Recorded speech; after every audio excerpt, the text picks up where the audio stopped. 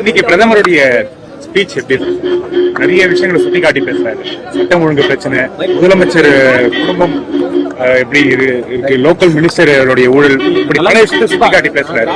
இது வரக்கூடிய தேர்தலில் என்ன மாதிரியான தாக்கத்தை ஏற்படும்? அதாவது பிரதமர் அவர்கள் தமிழ்நாட்டில் மக்களின் வரிப்பணம் பல முறையில சுரண்டப்படுகிறது. எப்படி நதிகள் எல்லாம் போய் கடல்ல கலக்கிற மாதிரி அதெல்லாம் ஒரு குடும்பத்துல போய் சேருது. அது தமிழ்நாட்டு மக்களுக்கு நல்லதில்ல அப்படிங்கிற மாதிரியும், பெண்களுக்கு பாதுகாப்பு இல்ல, சின்ன குழந்தைகள், பெண் குழந்தைகள் கூட இன்றைக்கு பாலியல் வன்கொடுமைக்கு ஆளாகிறார்கள். துரதிருஷ்டவசமாக அது திமுக நிர்வாகிகளே அதில் பின்னணியில் இருக்கிறார்கள், அதில் ஈடுபடுகிறார்கள். போதை மருந்து கலாச்சாரம் மற்றும் தேர்தல் வாக்குறுதிகளை நிறைவேற்றாமல் இந்த ஆட்சியாளர்கள் ஏமாற்றி வருகிறார்கள் என்று தமிழ்நாட்டில் இருக்கிற நிலைமையை பிரதமர் அவர்கள் மக்களுக்கு எடுத்து தெரிவித்திருக்கிறார்கள். உறுதியாக தமிழ்நாட்டு மக்கள் இந்த மக்கள் விரோத போதை மருந்து கலாச்சாரத்தை தடுக்க முடியாத, எங்கும் கொலை கொள்ளை, தமிழ்நாட்டில் பாத்தீங்கன்னா கடந்த 2 நாட்களிலேயே ஊடகங்களிலையும் பத்திரிகையிலும் பார்த்தா கொலைகள், கொள்ளை, பெண்கள் குழந்தைகள்ல இருந்து, சிறு குழந்தை, பச்சிலம் குழந்தையிலிருந்து வயது குழந்தை மூதாட்டி வரை இன்றைக்கு வீட்டில் யாரும் தனியா இருக்க முடியல, வெளியில போக முடியல.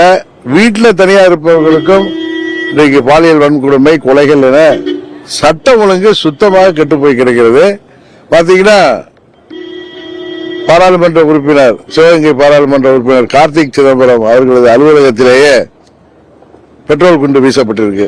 நான் பலமுறை சொல்லிட்டே வர்றேன், முதல்வரின் குடும்பத்தை தவிர யாருக்கும் பாதுகாப்பு இல்லை தமிழ்நாட்டில் என்பதுதான் உண்மை.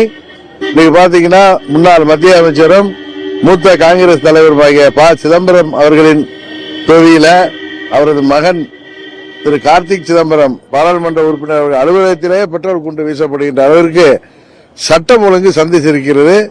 எப்பொழுதெல்லாம் திமுக ஆட்சிக்கு வருதோ அப்பெல்லாம் காவல்துறை ஏவல் துறையாக மாறிவிடுகிறது.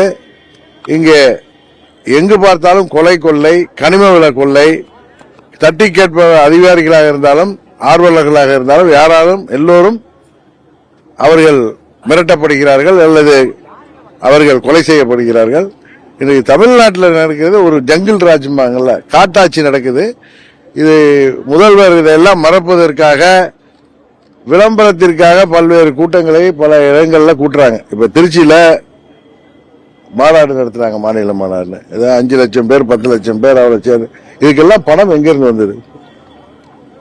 இன்றைக்கு பிரதமர் அவர்கள் சொன்னது போல இந்த பகுதியைச் சேர்ந்த அமைச்சர் நேரு அவர்கள் மீது வேலை வாங்கி தருகிறேன் என்று மோசடி, அதுபோல டிரான்ஸ்பருக்கு மோசடி என்று பல ஊழல் குற்றச்சாட்டுகளை மாட்டிட்டு இருக்காரு. அப்படிங்கிற மாதிரி இந்த பணங்கள் எல்லாம் பொதுமக்களின் வரிப்பணம். அது இன்றைக்கு அவர்கள் மீண்டும் ஆட்சிக்கு வர வேண்டும் என்பதற்காக கூட்டங்களாக இன்றைக்கு நடத்தப்படுகிறது. அதுதான் உண்மை. முதலமைச்சர் ஸ்டாலின் வைக்கக்கூடிய முழக்கத்தை எப்படி பாக்குறீங்க ஐயா? தொடர்ந்து முதலமைச்சர் ஸ்டாலின் வைக்கக்கூடிய முழக்கத்தை எப்படி பாக்குறீங்க? டெல்லிக்கும் தமிழ்நாட்டுக்குமான தேர்தல், அதுதான் நான் சொன்னேன்ல. அதே மாதிரி டெல்லிக்கும் தமிழ்நாட்டுக்கும், தமிழ்நாட்டில் திமுக கூட்டணிக்கும் அண்ணா திமுக கூட்டணிக்குமான தேர்தல் எப்பயும் நடக்கும். அவங்க காங்கிரஸ் கூட கூட்டணி வச்சிருக்க மாதிரி நாங்க பிஜேபி கூட கூட்டணி வச்சிருக்கோம், எங்க கூட்டணி. அதுக்காக பிரதமர் அவர்கள் தமிழ்நாட்டுக்கு தொடர்ந்து வருகிறார்.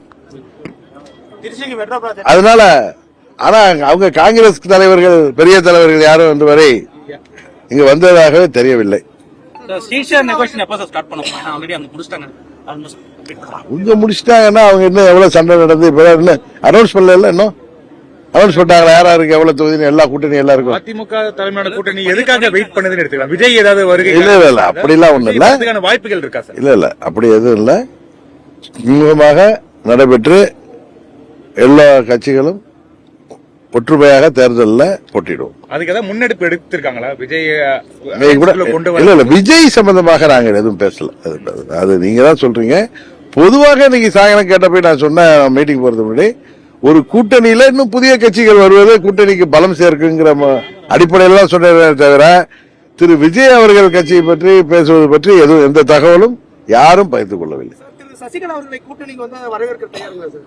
யாருங்க? சசிகலா அவர்கள் திருவா தயாருங்களான்னு கேள்வி சரியா கேளுங்க சார்.